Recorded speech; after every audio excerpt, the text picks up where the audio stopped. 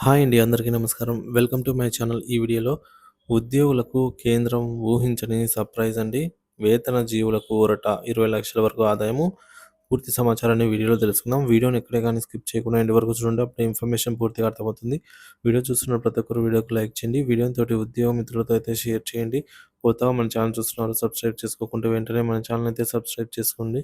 దీని ద్వారా నేను చేసే లేటెస్ట్ వీడియోస్ అన్నీ మీ వరకు రీచ్ అవుతాయి. ఇక ఆలస్యం చేయకుండా వివరాల్లోకి అయితే వెళ్ళిపోదాము. Friends, income tax slab revision అండి. కేంద్ర బడ్జెట్ 2025-26లో ఇన్కమ్ ట్యాక్స్ స్లాబ్లు తగ్గించేందుకు పరిశ్రమల సంఘాలు సిఫార్సులు చేశాయి. 20,00,000 వరకు వార్షిక ఆదాయంపై పన్ను తగ్గించాలని సూచించారు.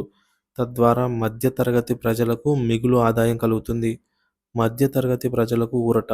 ఇన్కమ్ ట్యాక్స్ తగ్గింపు ద్వారా కొనుగోలు శక్తి పెరిగి దేశీయ వినియోగం మరింత పెరుగుతుందని భావిస్తున్నారు. చిన్న, మధ్యతరగతి పరిశ్రమల ఉత్పత్తి, ఆదాయం పెరిగే అవకాశమూ ఉంది. ఉద్యోగుల సంక్షేమం. కేంద్ర ప్రభుత్వ ఉద్యోగుల ఒత్తిడిని తగ్గించేందుకు దోహదపడాలనైతే సూచించారు. పీఎఫ్ మరియు పెన్షన్ విషయంలోనూ సవరణలు అవసరమని గుర్తించారు. కార్మిక సంఘాల సూచనలు.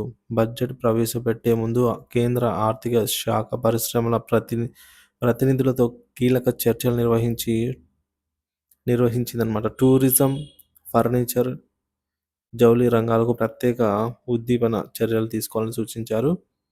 ప్రతిపాదనలు మరియు సమీక్ష. పన్ను తగ్గింపు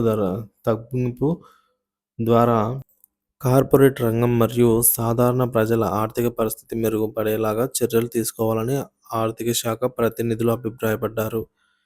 సిఐఏ ప్రెసిడెంట్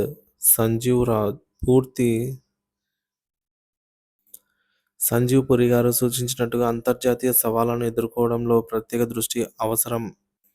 ఇకపోతే ఆశలండి. పరిశ్రమల సూచనల మేరకు ఈ బడ్జెట్‌లో 20,00,000 వరకు ఆదాయ పన్ను తగ్గిస్తే అది ఉద్యోగులకు మరియు మధ్యతరగతి వర్గాల వారికి మంచి ఊరటగా అయితే నిలుస్తుంది. అదేవిధంగా ప్రభుత్వానికి ఈ సూచనలు ఆమోదయోగ్యంగా మారి భారత ఆర్థిక వ్యవస్థ అభివృద్ధికి దోహదపడతాయనే ఆశాభావం కూడా వ్యక్తమవుతోంది. తరువాతి చర్యలు.